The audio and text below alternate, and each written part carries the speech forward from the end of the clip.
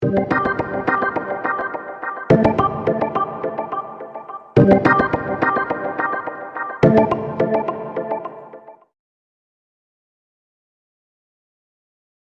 my name is Ward Spangenberg. I'm a delivery director with IOActive in Seattle, Washington. Today I'm going to talk about PCI and what it means to Europe and how it's affecting operations in Europe. The first question you might ask is, what is PCI? PCI stands for Payment Card Industry. Now, that doesn't mean much. What we're really talking about are the data security standards, so PCI DSS.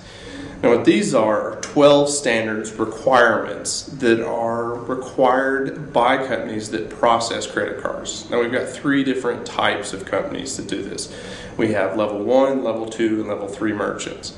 So the merchant is based upon the number of credit card transactions that occur during a year's span. So you have anywhere from anything less than 1 million cards would be considered a level 3 merchant. Anything from 1 million to 5 million is going to be a level 2 merchant. Anything beyond 5 million is going to be a level 1 merchant. Now, with level 1 merchants, those typically require they are required to have a third party come in and perform an audit. That's what I do. I'm the auditor. So what happens is I have to understand all 12 of those requirements and then the sub-points underneath those requirements. So we have things like understanding firewalls and the firewall rule sets to actual compliance regulations. So do you have HR? Are you doing things like background checks on your employees? So it's a comprehensive baseline. Now, this is really important to understand with PCI. It's not the end-all be-all of security. It's the start of a good security program. So why is this important to you? The big thing is a merchant, a retailer, anybody who takes credit cards. This is important to you because it allows you to have the baseline, the beginning of a security program. As I said, the requirements. We can talk about requirement 1. We talk about having network diagrams. It's amazing today how many companies don't know what their networks look like. So one of the first requirements is really sitting down and documenting and understanding what your network is all about, understanding what your firewalls are doing, understanding what your rule sets involved in those firewalls. Are we protecting credit card data that's coming in and out through our web applications? Are we segregating databases properly between what's exposed on the internet from what's protected in the background? Now you might be asking yourself, well, what does this mean if I'm a grocery store or if I'm a shoe retailer? Well, you may not have a web presence. If you're a grocery store, you may not have a web presence, but you do still process credit cards. You've got a couple hundred stores and you may be processing credit cards. You still have to follow that methodology as to how do you protect those credit cards. Look at each store as sort of your remote branch. Are you protecting the credit card information locally at that remote branch? And then are you protecting it in transit? And then you're protecting it in store before it goes, and when I say in store, at your corporate headquarters? Are you protecting it before you do your batch processing? So there's a whole, when we look at PCI, it's spread. It goes across merchants. If you're processing credit cards, then it's really recommended that you actually understand what's required of it.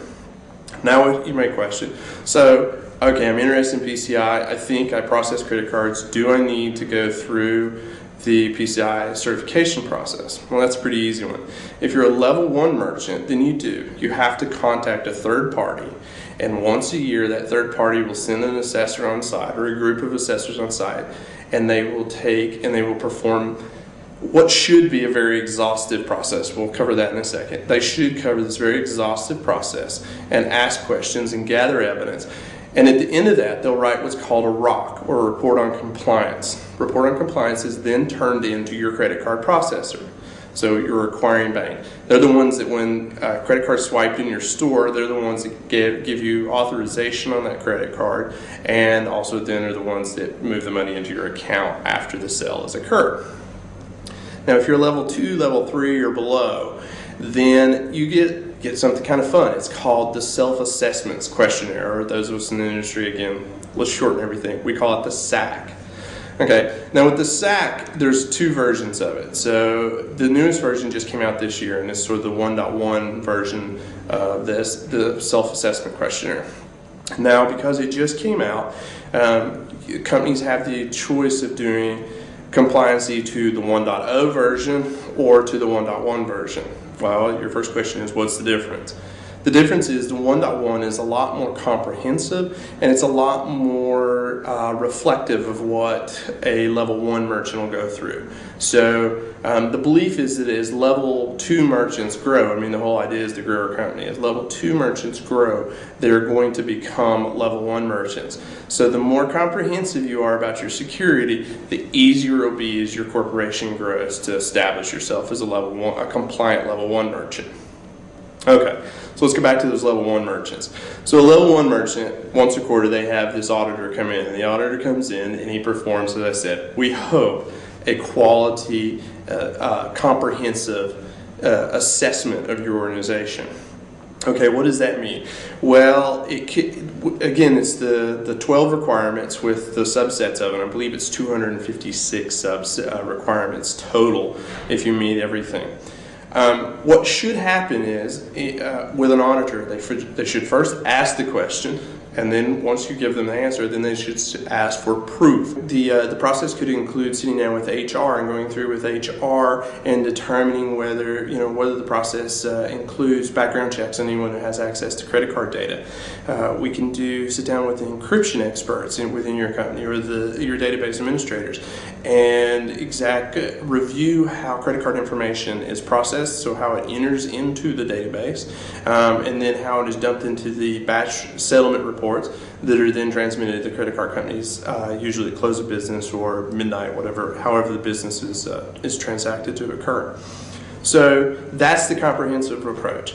Now, there are, and the question that I regularly receive when I speak about PCI is well, we prefer, we've had what we call checkbox auditors. Is that good? Is that bad?